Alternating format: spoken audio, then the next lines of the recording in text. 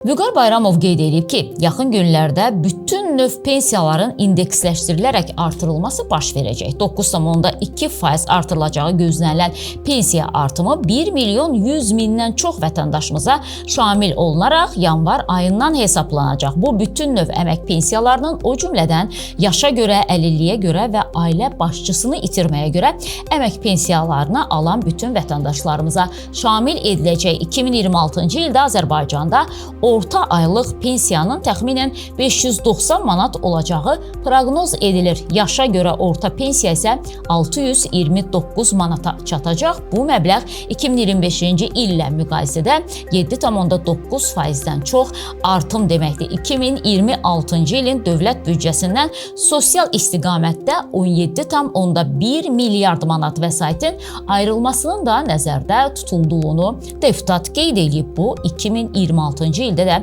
sosial müdafiənin gücləndirilməsinin əsas prioritetlərindən olaraq qalacağından xəbər verir. Bəli, fevral ayı belə deyək ki, pensiya alanlar üçün ən gözəl aydır. Niyə? Çünki cənab prezident hər il sərəncam imzalayır və pensiyalarının artırılması ilə bağlı və digər növ təqaüdlərin də artırılması ilə bağlı prezidentin sərəncamı olur və yanvar ayının 1-dən qüvvəyə minən artımlar fevral ayında, yanvar və fevral ayı birlikdə olaraq pensiyaçılara, sosial yardım alanlara verilir. Ona görə də pensiyaçıların belə deyək də ən varlı və pullu olduqları ay məhz fevral ayıdır.